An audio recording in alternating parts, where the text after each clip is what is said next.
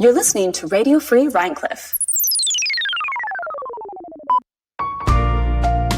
Welcome to Studio Property, the cinema podcast for people like you. I'm Doug Wortell. And I'm Devon Irby. And this week, we're going to be discussing Gaslight from 1944. That was like 80 years ago. I hadn't done the math, but I think you're correct. Yeah, I was at the ripe old age of 0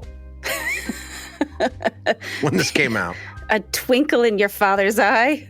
Or not even. Not even. Not even. I think he wasn't even born yet. That's fair. Neither was mine. Yeah. Well, let's move on because both of our dads suck. You're welcome. You're welcome True for that. Story. All right.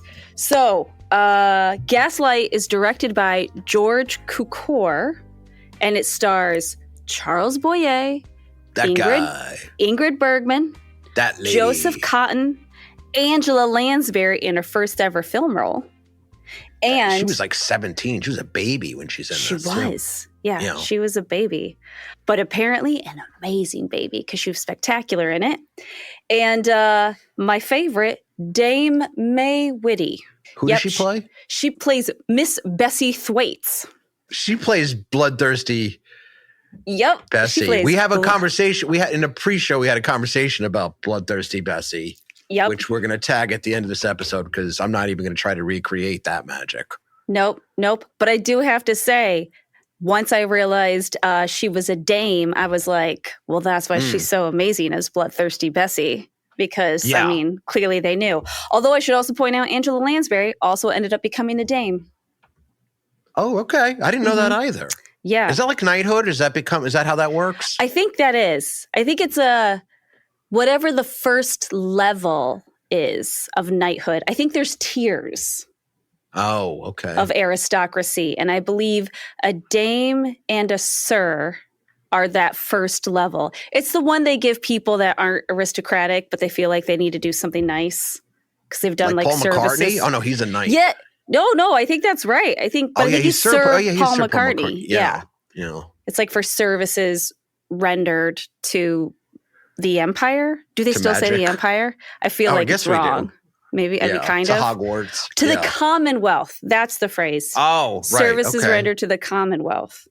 Why do I know that? Well, Gaslight is about a jewel-lusting jamoke and the woman who loves him. It features some groundbreaking performances, some moody cinematography, and in my opinion, a parade of flimsy excuses. But before we get to that, Devon, hit the theme song. All right. Put that prop gun down, put back the canisters you stole. The devil laughed out loud when you signed away your rotten soul. That's studio property, your studio property. Hey! Shut your mouth or you'll never work in Hollywood again. Hacha! Okay, so we're talking about Gaslight, which this is I guess the origin of the phrase, which is now used. Tossed about loosely. Yes. Don't mean something very specific. Yes, it does mean something very specific. So in context of the film, why it's used as a colloquialism? A colloquialism, a psychology-related colloquialism. I think colloquialism or weism? Colloquial. I think it's colloquial. Colloquial. Yeah, so colloquialism. Trouble with the big words. Well, I mean, we always have trouble with the big words and the big names. Yeah. So it specifically comes from this film because this film is an early psychological thriller, right? So 1944, fairly early cinema psychological thriller about a husband who very specifically is trying to convince his wife that she's cuckoo. Yes, which is and he's not methodical in his practice of this. He is. And may I add that cuckoo is an inappropriate psychological term. Apologies. Yeah, don't say that. No. Don't say nutter or crazy. Loony. Nope. Loony's probably bad. Nope.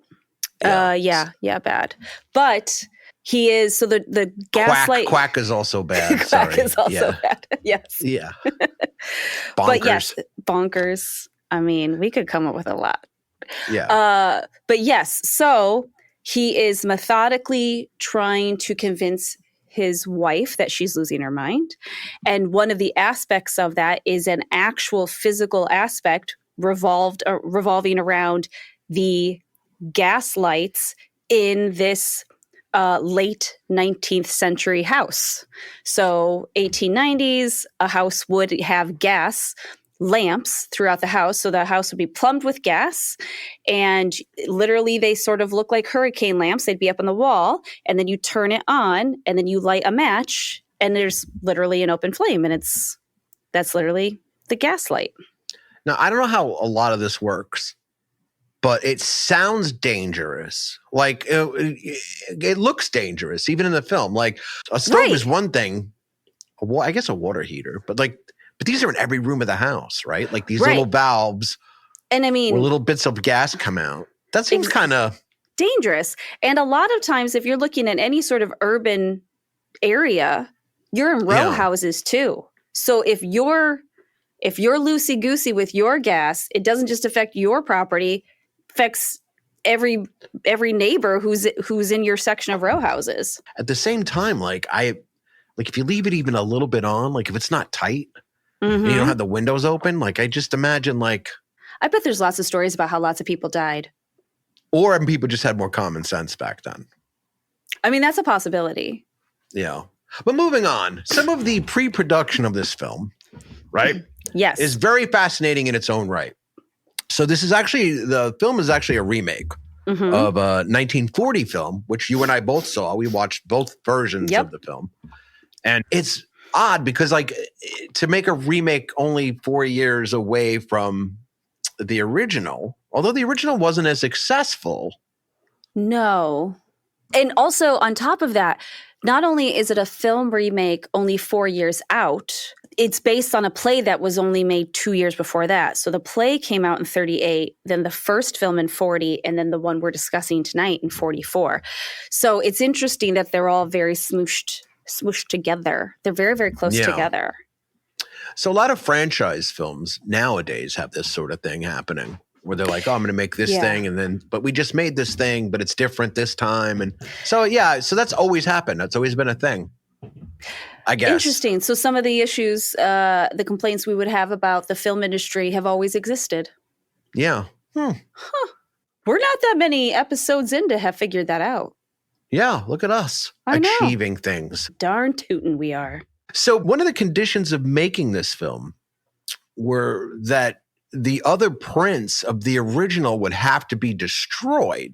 I mean, they didn't succeed, obviously, because we've seen it. We just said that we saw the original, so we know it didn't work. Right. The audacity to pick up the phone and be like, you're putting a mob hit out on negatives before you're going to proceed with your project, right?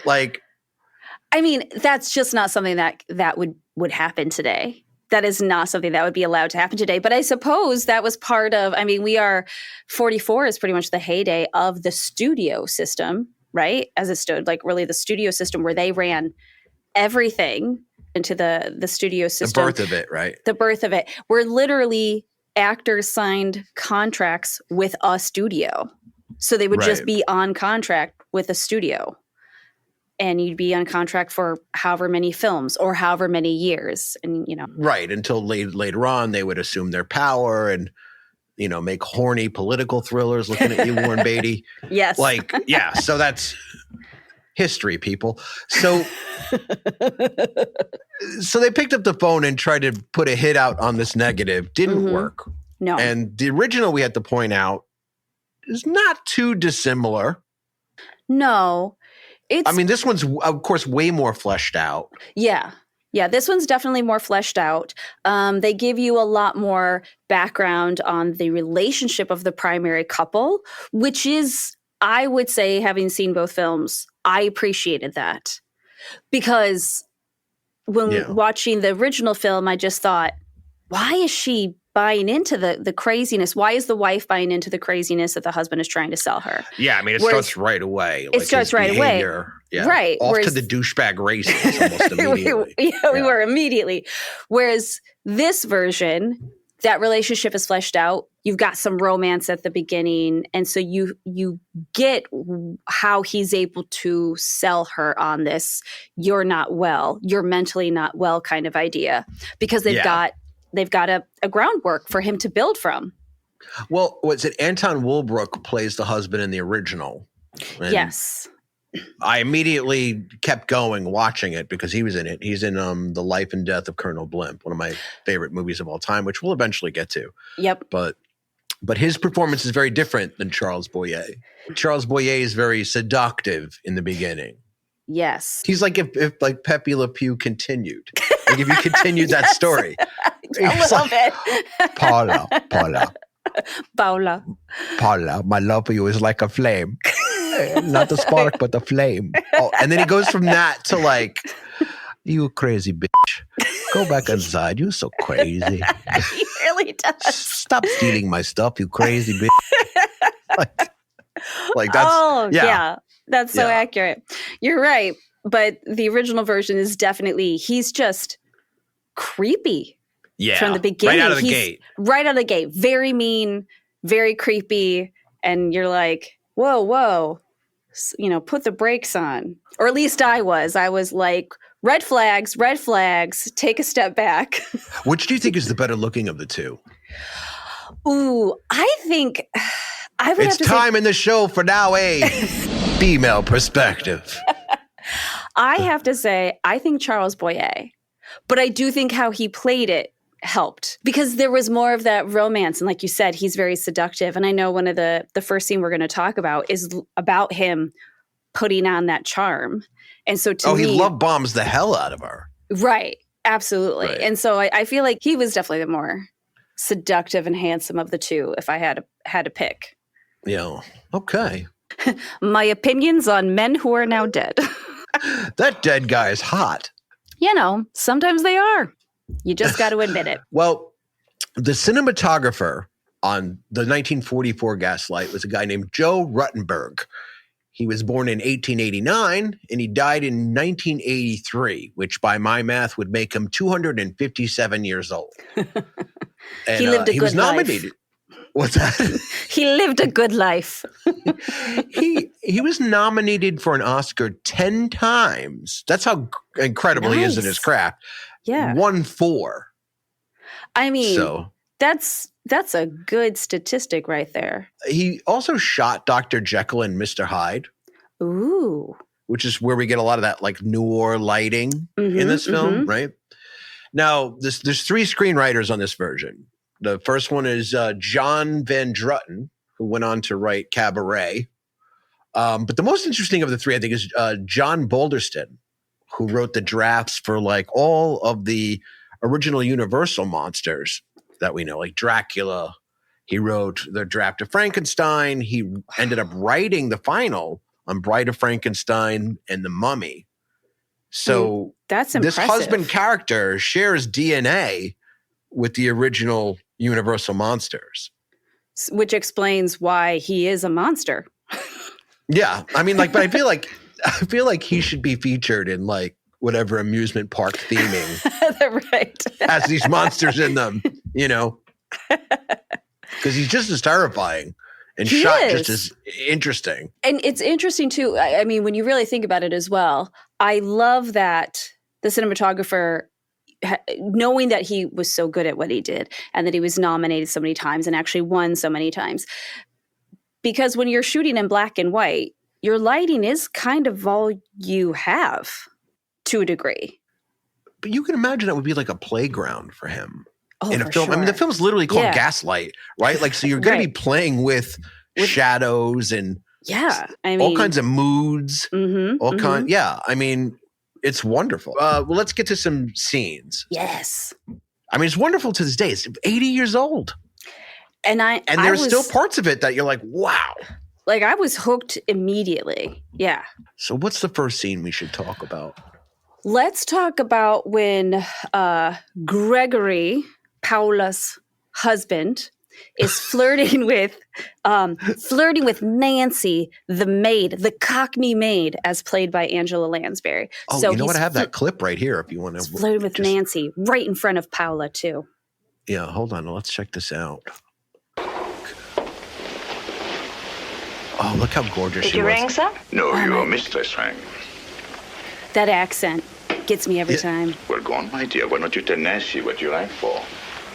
A little coal on the fire, please, Nancy. I'm not Raoul Julia. Very good, madam. God, and the daggers Angela Lansbury looking very shoots pretty this afternoon. Ingrid Bergman in that This afternoon. moment. Oh, yeah. She clearly Right? doesn't like her. Clearly doesn't like her. Yeah, not at all. It's so intense. This And afternoon, Nancy? Yeah. You know that? I don't know it at all, sir, I'm sure. Tonight is your night out, isn't it? Oh, yeah. So he basically, I might have talked over her, but he very clearly told Nancy, she looks beautiful on this evening. yes. And then is like, ooh, it's your night off. You must be going out. I see they've changed the policeman on the beat. Is his heart going to be added to the list of those you've broken? Did not broken it. I happen to notice that you have a penchant for hot beat cops. Which he does, by the way. Which We'll she get into that. does. Yeah. Are you going to be breaking their hearts too, Nancy? Did not Meanwhile, his wife is right there while this is all happening. Right there with her back to them, but listening to everything with a mortified look on her face. But also, she's in the foreground of the scene, not specifically this moment, but in the scene in general. She's in the foreground facing us while this is happening sort of behind her before they go in tight. Did not broken in it. Oh, no, I'm sure that's not true. And that complexion of yours, Oof. that's something that's not quite true either. Oh, you do it very cleverly, I grant you. I mean, Nancy, you're a fake who uses pretend makeup to alter your appearance to be more attractive to men. but I it's just working. noticed that. Yeah, It's working. I'm very attracted to you. I'm attracted to your fakeness. In fact, I was wondering whether you might not care to pass some of your secrets on to your mistress and help What? her get rid of her pallor. Sure, I'll be very pleased to do anything I can, sir. Could you imagine? I mean, what is that? Your heavy makeup look. I mean, I know it's fake, but you look spectacular. Could you help my wife out? Because she's clearly In front of her. In front of her, because she's clearly looking a little worse for wear. And it's the only time that Nancy actually kind of gives the, Paula a nice look. And that moment, she's almost like, oh, damn. She too is like, God, that but was his kind of. wife is yeah. Ingrid Bergman. Right. I mean, obviously this is part of the gaslighting, but Ingrid Bergman looking fantastic. Look at her hair; it's incredible. Right? I mean, yes. But you're a little busted. Exactly. But could you teach my wife how to do smoky eye? Could you teach her? I noticed it's a wonderful illusion because you're such a fake piece of Yes, exactly. And that's what I say. We go into the beginning of the scene knowing that Nancy is not a fan of her mistress. This is the one moment where even Nancy's like, oh, damn, yo. That's harsh. Yeah, I'll help her because now I'm feeling bad. It's like the one moment where she's like, oh, that was even too far for me. That was too far for me. It's strange because it's almost like she's in that moment part flattered and part trying to read the room. Yes. Trying to figure out what's going on. Because I guess that would be the other element that maybe isn't discussed as much is even though the gaslighting is directed towards Paula, to a certain extent, he's also very aggressively. We're just going to keep saying Paula. Paula. Sorry, I can't help myself. Paula. He's aggressively attempting to manipulate Nancy as well, but manipulating her right.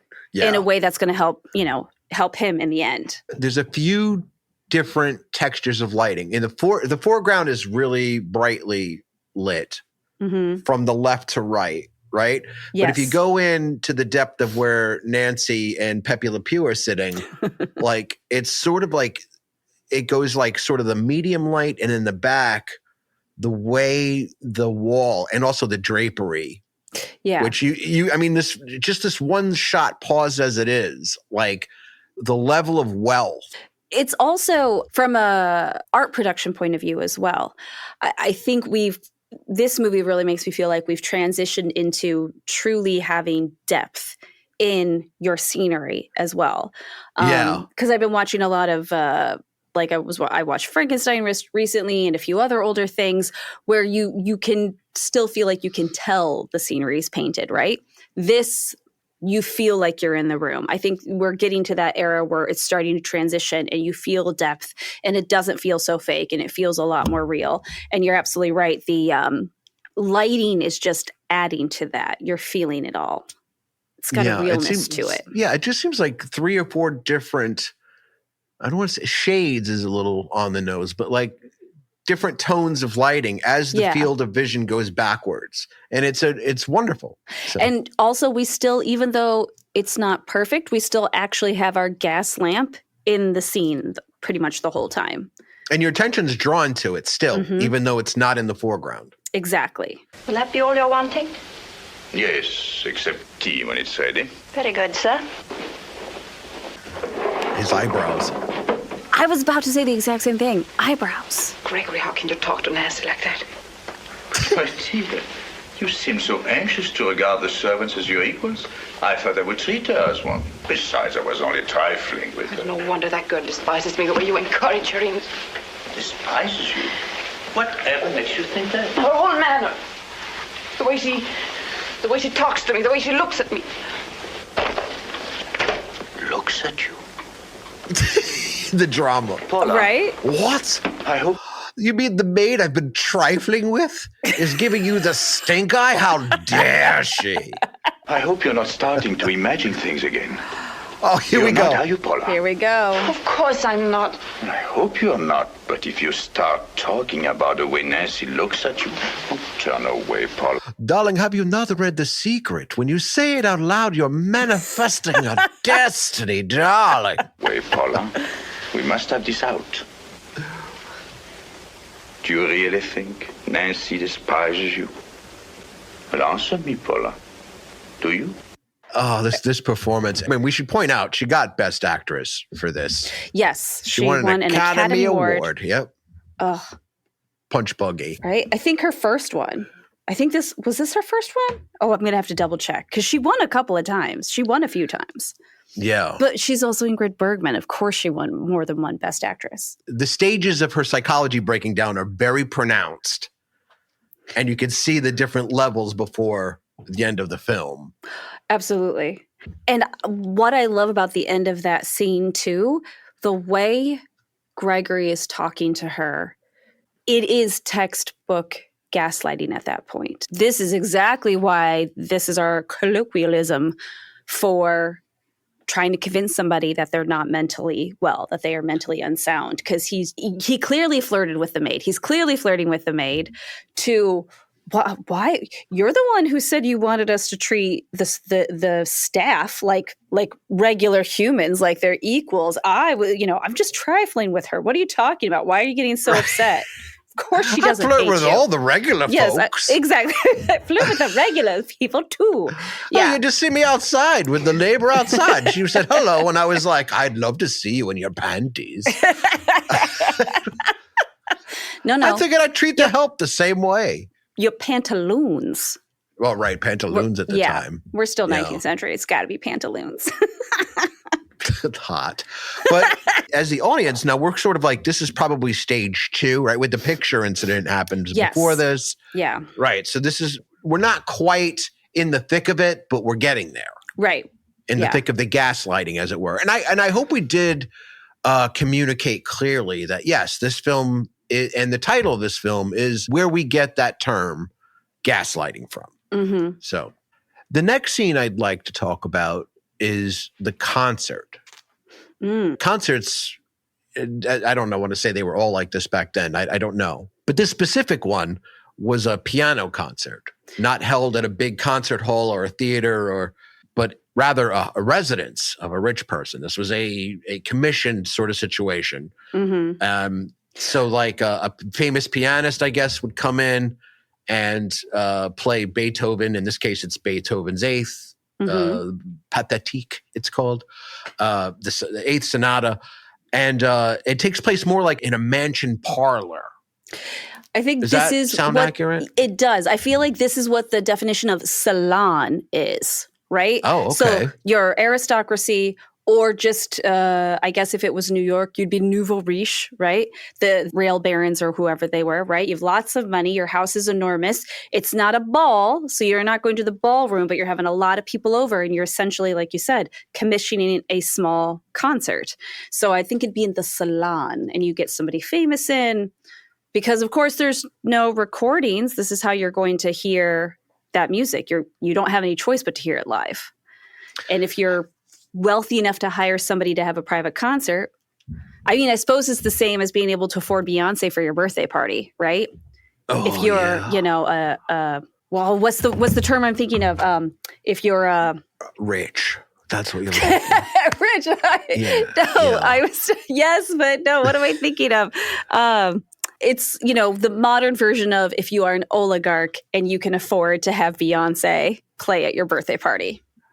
Or if you're in the film Jackass, you can afford the Stooges play at your birthday. That happened. I didn't just pull it out. That guy did that, and I'm still, all these years later, really jealous that happened. Guy had the Stooges play his birthday party. Son of a bitch. But yeah, moving on. Yeah. That's what happens when you have stupid money. Right. But that was a technical term. That was a technical term. It was an oligarch. No, he had stupid money. Same thing. They mean the same thing. Exactly the same thing. But yes, so there is a lady who Paula knew when she was a small child, who is invited them to this concert, and Gregory does not want to go. In fact, sends a note saying they're not going to go. And Paula's like, let's be a little more clear about that. He intercepted the invitation and responded, she's not feeling well, so we can't attend. Now, mind you, in the background, in the peripheral of this whole thing, he's sort of giving everyone outside of their home the same message that she's not herself.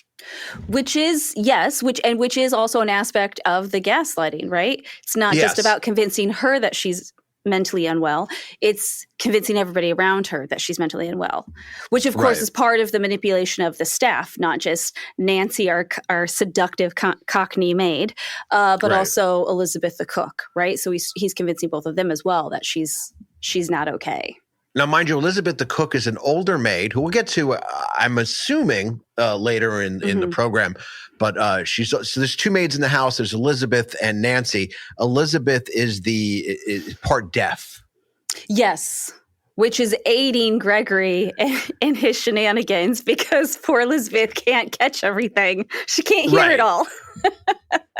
Meanwhile, this, what's his name? Officer Brian. Officer Brian Cameron.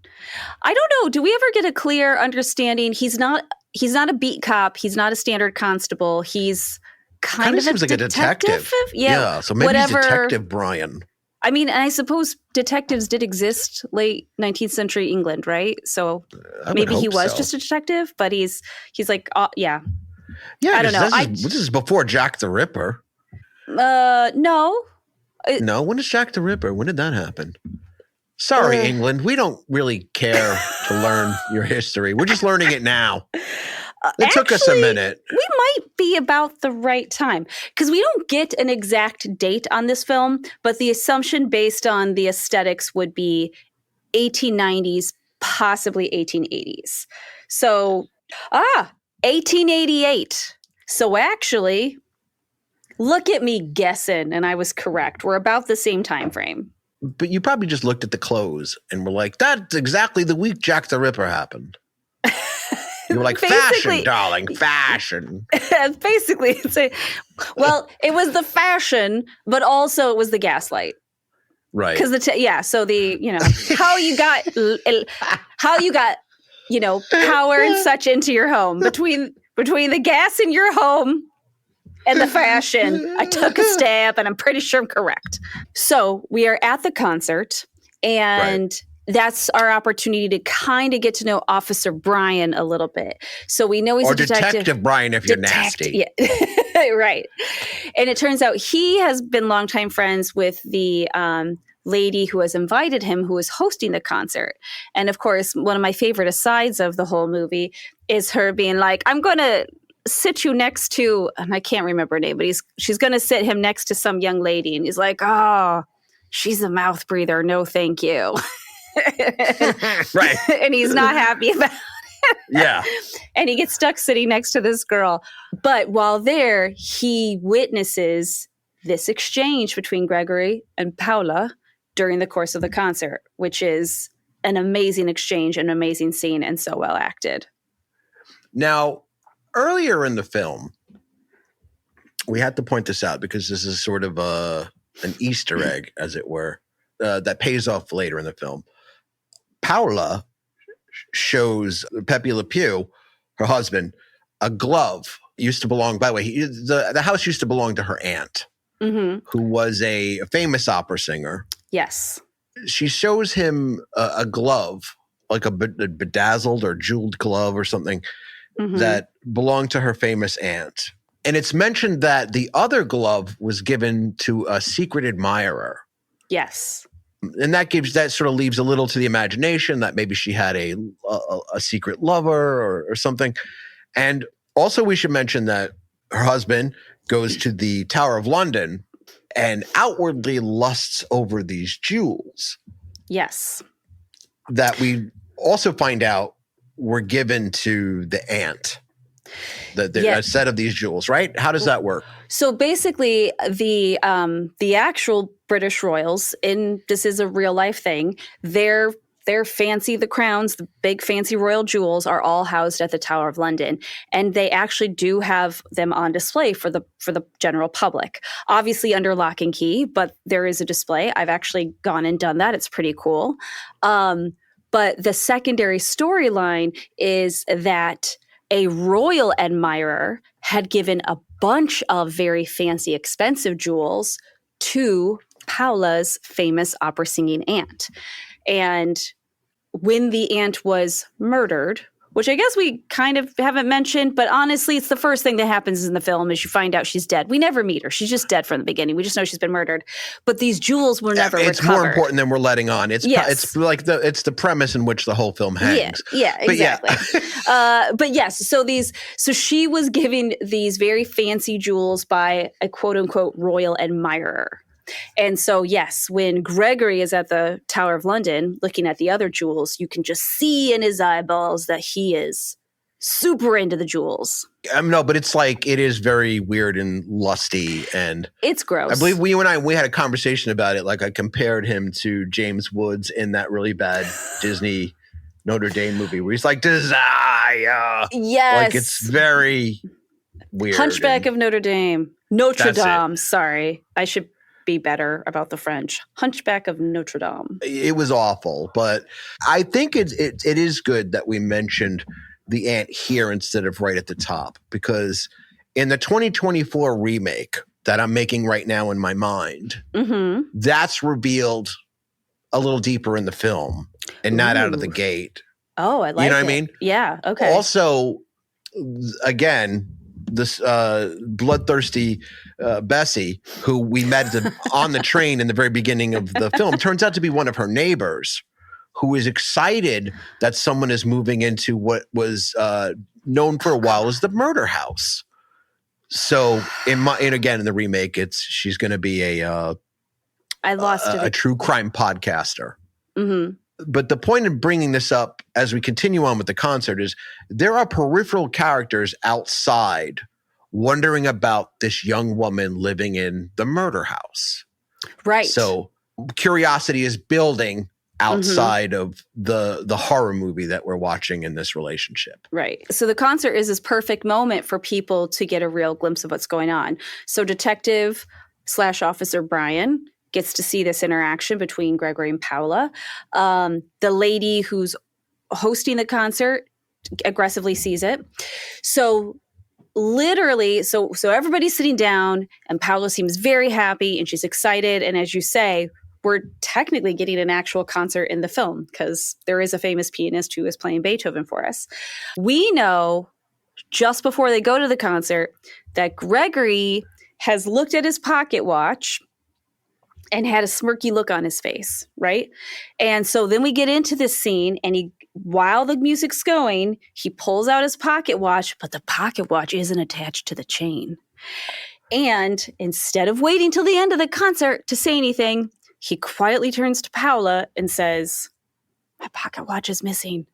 Did you take my pocket watch?" So Paula says, "I did not take your pocket watch," but Gregory snatches her purse from her. So he snatches her purse, he digs into the purse, and he pulls out the pocket watch.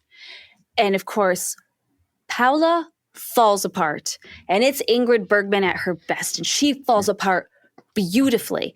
And it should be quiet and they shouldn't be making a scene, but she can't handle it and she loses it. And the concert stops. And it's embarrassing for everyone.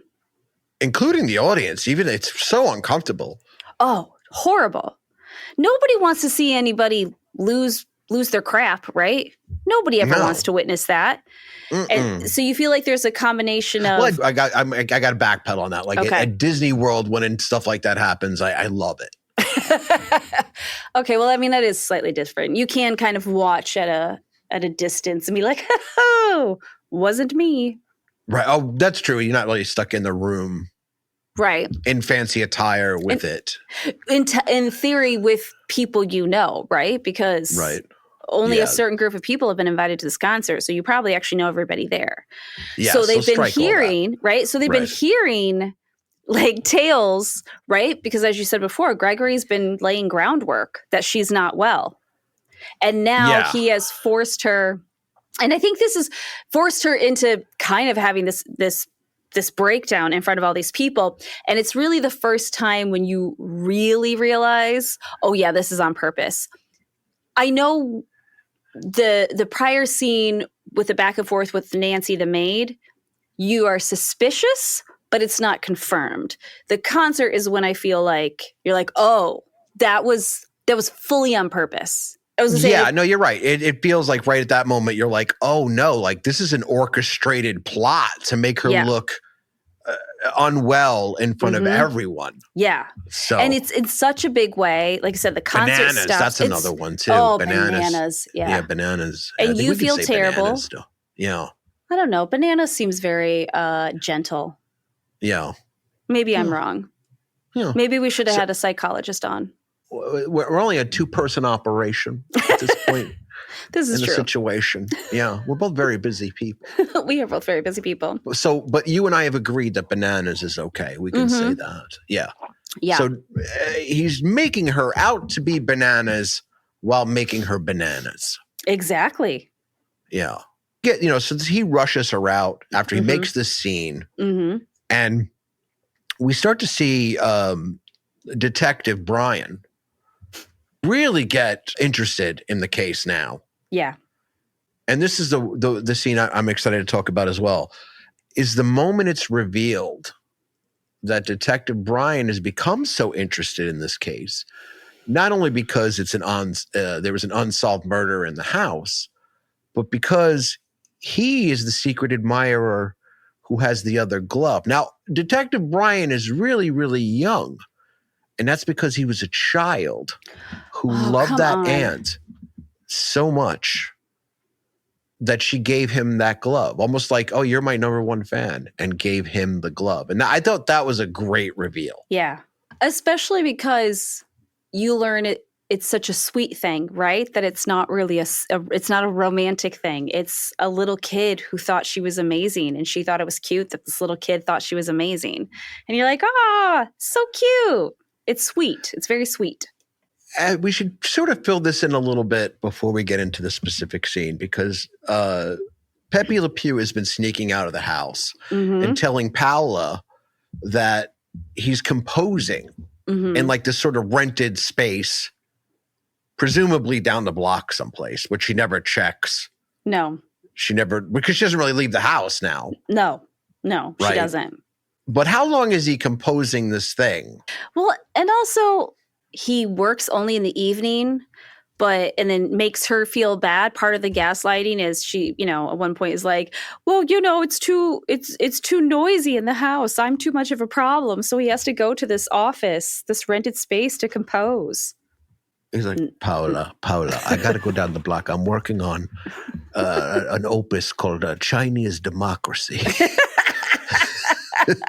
It's going to be amazing. I got a guitar player named Buckethead. It is going to be great.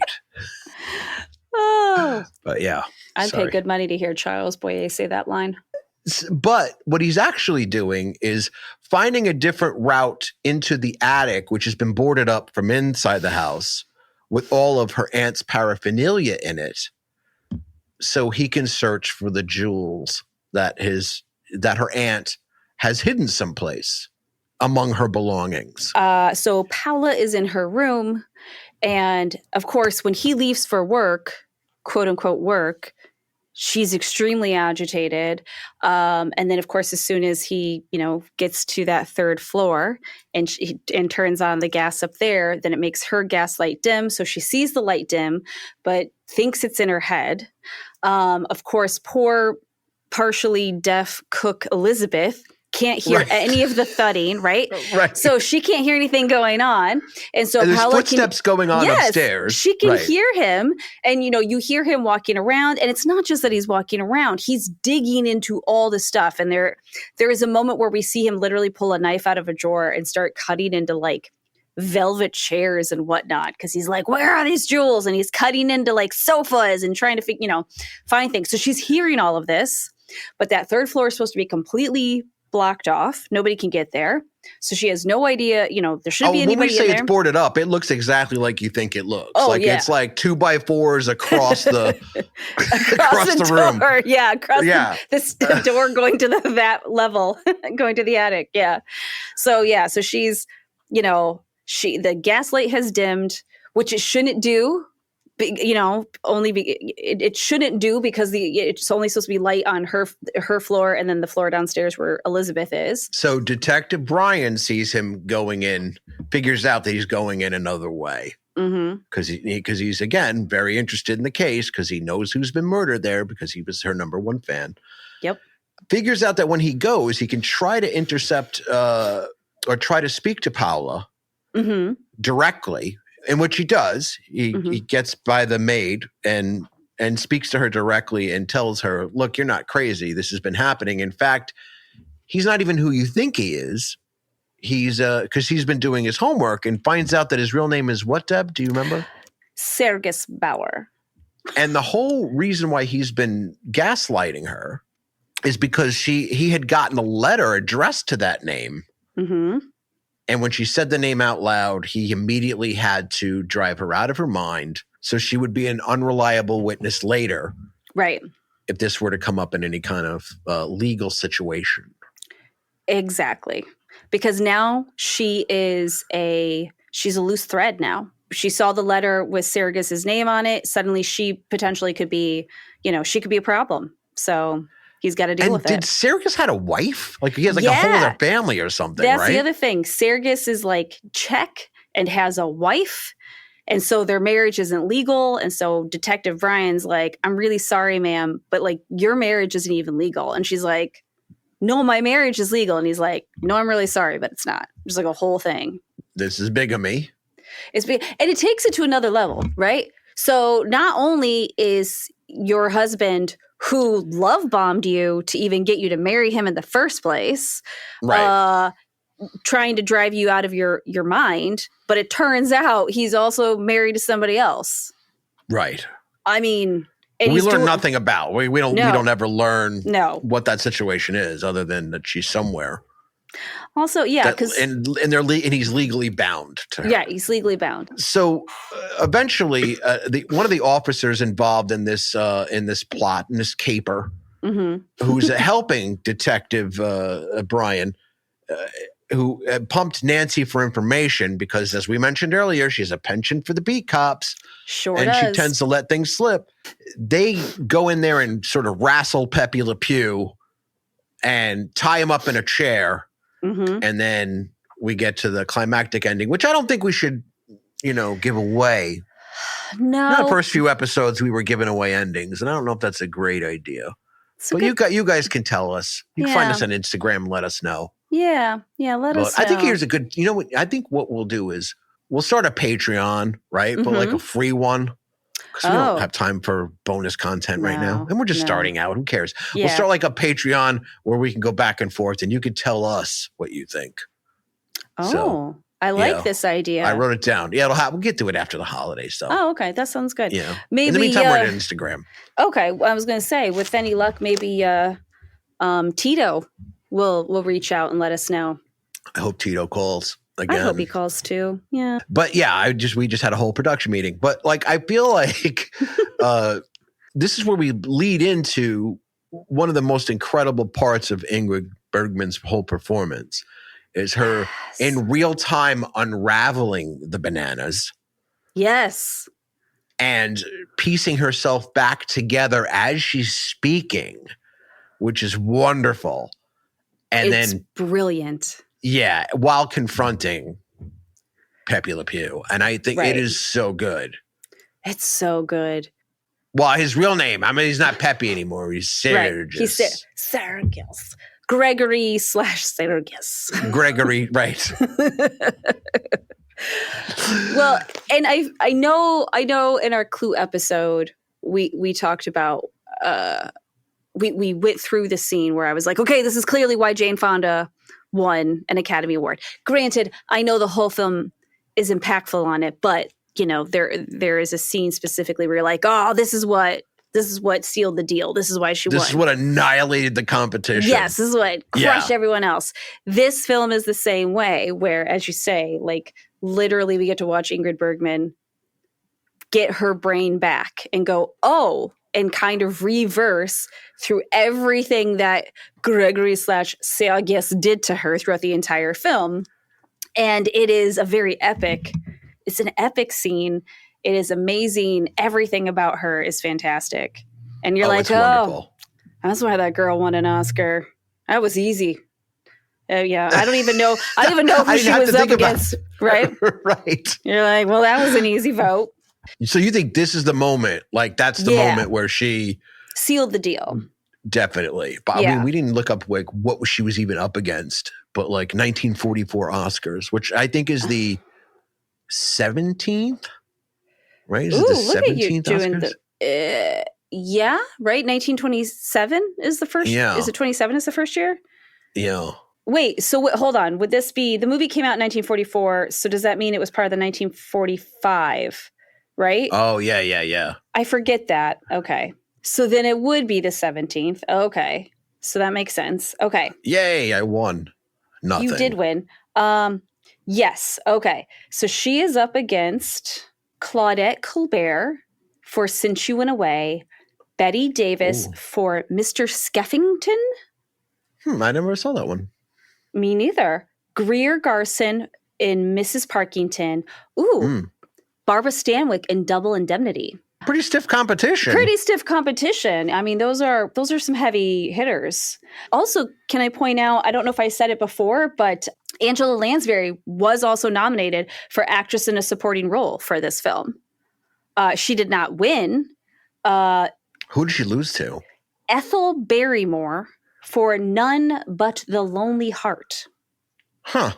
And honestly, it's not something I've watched. No, me neither. I've not seen that. No. But, I mean, that's also pretty spectacular. So not only that was her debut. That was her debut. She was 17. She was 17 on this movie, right? Yeah. So, the smoking scene, right? Yes. Yeah. Right? She couldn't film that to her. They had to shoot that specifically on Angela Lansbury's 18th birthday. That's awesome. Also, Charles Boyer, one of his children were born while making this film. He had to fly home, fly back, and then so they had a party for him. But he's wearing lips in the film. That's important. Oh. Because he was the same height as Ingrid Bergman, so he had to wear lips to sort of tower over her a little bit. To look a little bit more intimidating? Yeah, which is why there's no full on shot of him. It's usually from the waist up. Oh, that is a good point. Or he's sitting down. There's a lot of him sitting. He also, I can't imagine that he was any taller than Angela Lansbury because she seems like a tall lady. Also, Angela Lansbury looks exactly like you think she does. Right? She looks exactly the way she did 2 weeks before she passed away. Yeah. Just She's 17. Like her face doesn't look that different. No, it's amazing. She was beautiful though. Right. And also, I now realize she's on that list of women who aged really well. Oh, is she on the list? Is there a list? Oh, or is it the list in your head? It's the list in my head. It's the list in my head. Who else is on the list? Oh, well, let me see. Well, of course, Jane Fonda. Whether or not she's had work done is arguable and whatever, but I don't care. I still think she looks amazing. Yeah. And then and her surgeon is great if it is true. If she had work done, they actually did a really nice job. So he gets a co-authorship for this. Yo, for sure. De-aging. Yep. Aging Sophia Loren is another one that I think. Oh, and Helen Mirren. I mean, what is that about? Damn. Cher. And I know Cher's had work. There's no way that she hasn't had work, but she didn't even look like she had work until like 2 weeks ago. Right, exactly. But it's clearly quality work. Yeah. Which tasteful, which as a complete aside also makes me think the things that are popular now from a plastic surgical standpoint, I just have what are those ladies going to look like later? Like women that hang around Mar-a-Lago. Yes, like ladies who hang around Mar-a-Lago. And also the whole sucking out that weird buccal fat or whatever in your cheeks. So like those ladies, there's a lot of them in Hollywood. You see any they of look those like it's like they surgically get the Zoolander look. Yes, they surgically get the Zoolander look.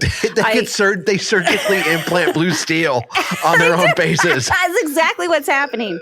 Yeah, maybe that's how that should be advertised, and maybe it wouldn't be popular anymore if we're just like, well, you just surgically had blue steel done to your face. Maybe they'll be like how tramp stamps ended the tramp stamp tattoo. Yes, exactly.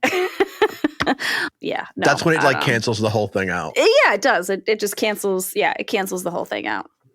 But yeah, I swear every time because it's so popular and it's ridiculous and it's like I don't know why you need to be. I look at you trying to point to your face. You're trying to do it to your own face with your fingers because you know what I'm talking about. Where I'm like, yeah. Well, and also I keep thinking I'm like, but you're literally trying to fold your face in half to illustrate your point. I am. You know me, I'm a very gesturative hand talker. Right. I don't just talk. I can't just talk. I've got to use my hands. I got to mime it and use my face as well. It's always big. Yeah, I can't help it. Sorry to everybody at home who cannot see my crazy actions right now. So, of course, we can't. I don't want to give away the ending, but the ending's wonderful. It is also the moment, like to your point, where Ingrid Bergman sealed the deal on her Oscar. So now we have to figure out our new segment. Oh, yeah. Which is, how do we sell this to Susan? Now, a little bit of backstory. Mm-hmm. Susan is a mutual friend of Devon and I, who is very dismissive of any recommendation you might make about anything. Oh, yeah, about That's anything. like her first, her knee-jerk response. Oh, always. And also her attention span. True. Leaves a little to be desired. Mm-hmm. So how would you sell this to Susan? I think I would sell it to Susan. I'd start with the psychological thriller aspect. It is... You wouldn't be honest and be like, hey, this is kind of the story of your current boyfriend? By the way, Susan's not listening and we, so we don't have to... Yeah, we know that. No, we didn't even bother changing her name. Nope. No, I wouldn't go down that road. I'm gonna. Right. Yeah. No, but I'd probably go down like psychological thriller. Like, right. You do enjoy a good psychological thriller, and this, albeit a much older film than you would normally watch, it hits all those notes. I think it starts a domino effect. It really does. It starts a domino effect. And she'll immediately break up with. Okay. Yep. Yeah. But again, we got to sell it to her first. That's right. We got to sell it to her first. And then she's a little like me, and she wants to be slightly feminist while also being kind of catty and gossipy, right? So, like, I pull for Ingrid Bergman the whole time because I'm like, girl, figure it out. Figure out that he is a jackwagon and you need to give him the boot. While at the same time, I'm loving watching her fall apart. Did you describe Susan as feminist?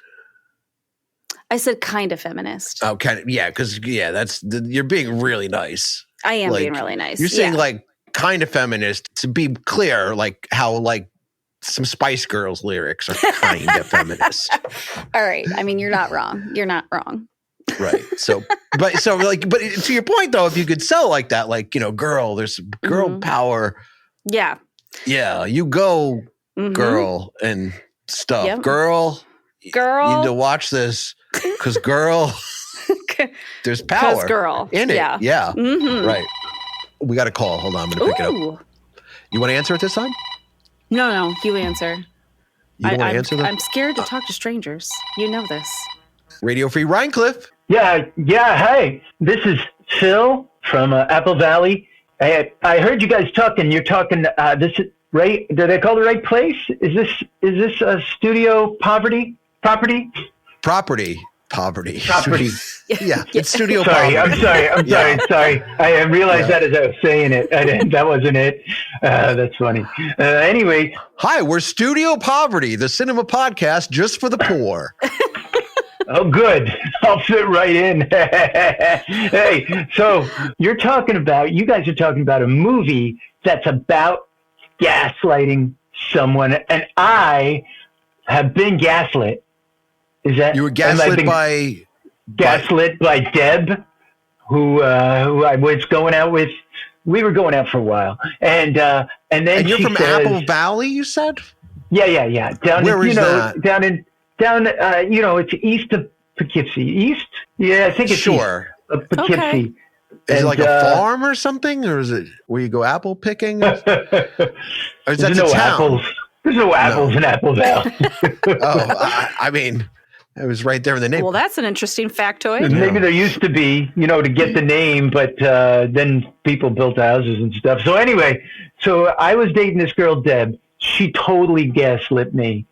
And so we were talking, and I said, yeah, this is Deb. We're going out. And she said, no, we're not.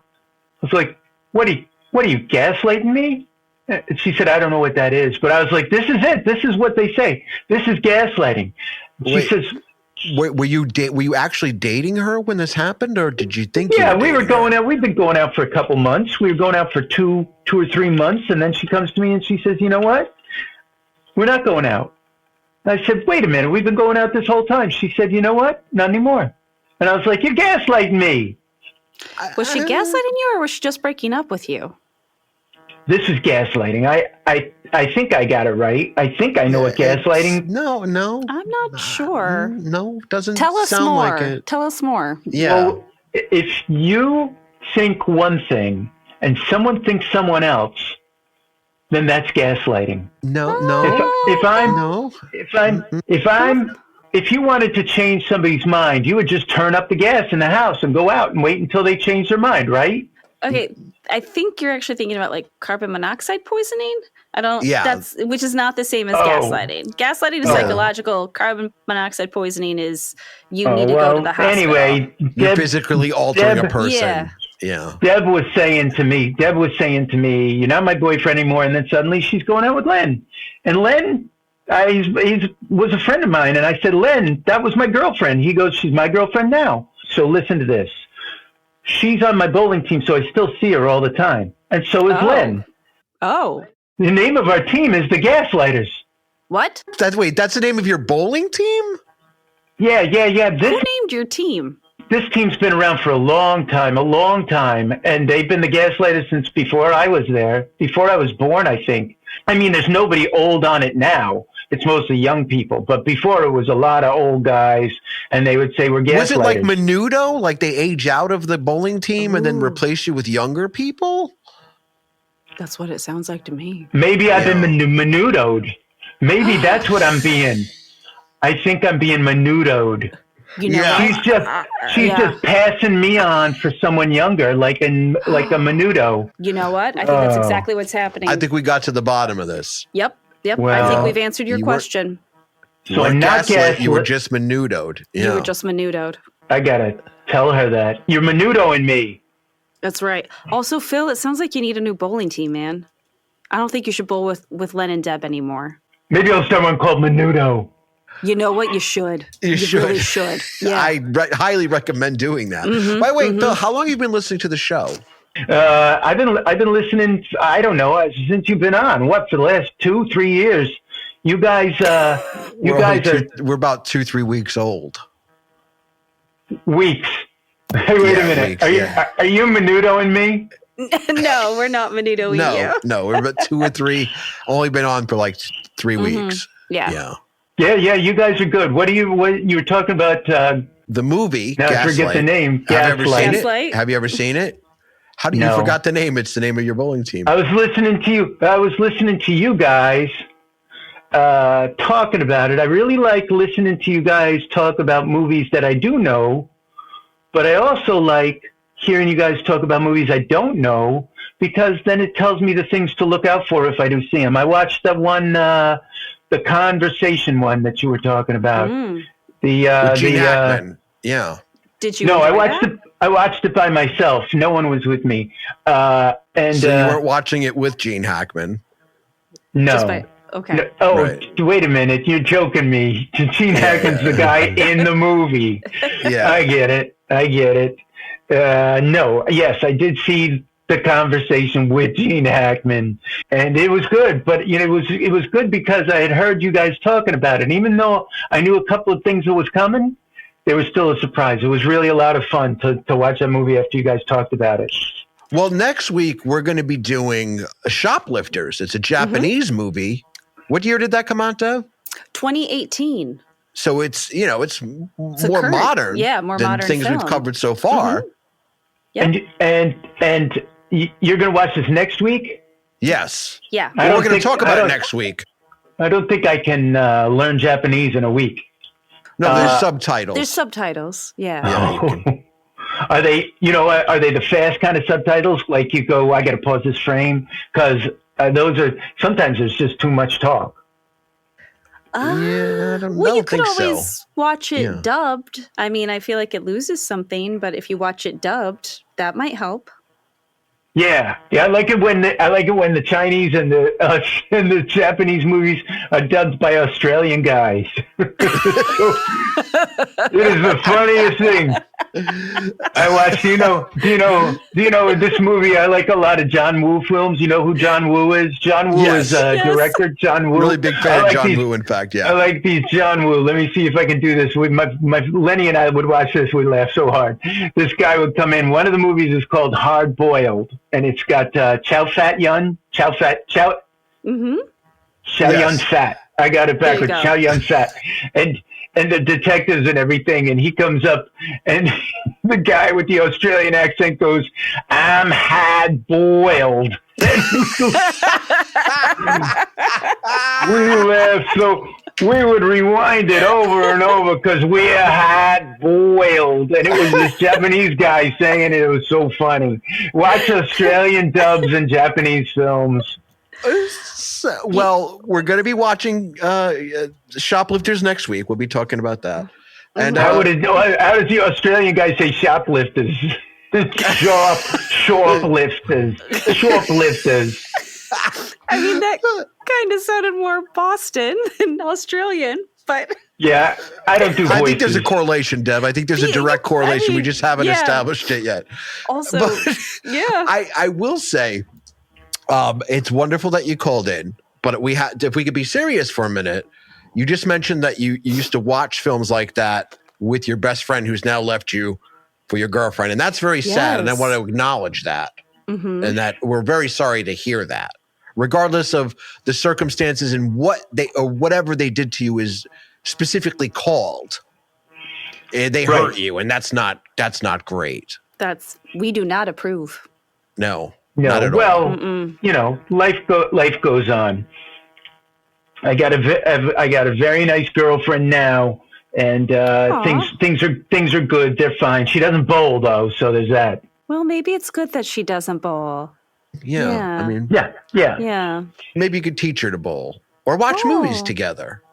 Oh, yeah. Well, maybe we'll watch this Japanese shoplifting movie. We'll see that. Yeah. Yeah, that sounds great. I love it. Well, thank you for calling in. Hey, thank you. You're doing a great job. I love your show. It's a lot of fun. Listening to you two talking about movies is comforting. It's very nice. Thank you. It's a very nice compliment. Thanks for calling in, Phil. Look at that. You know, we get like one caller a week, Dev. Mm-hmm. And I still feel like we need a call screener. Yeah, you might be right.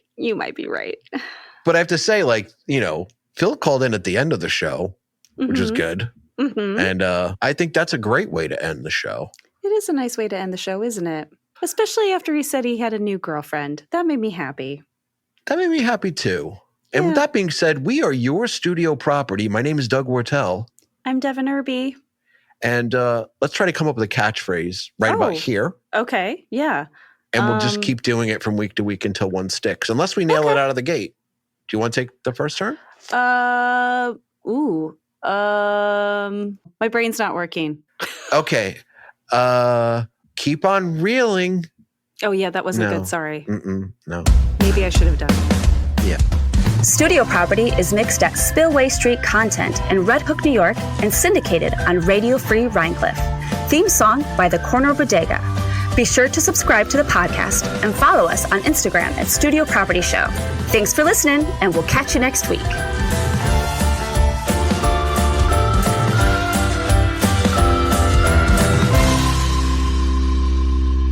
What'd you say, Bloodthirsty Bessie? in the 2024 remake would be like a true crime podcaster. Oh yeah, wait. Absolutely, she would. Yes, she would. I don't know if you ever listened to any of that crap. Hold on a minute. Like, we have a soundboard in this app. I want to see if there's like murder music. Hold on. Oh, okay.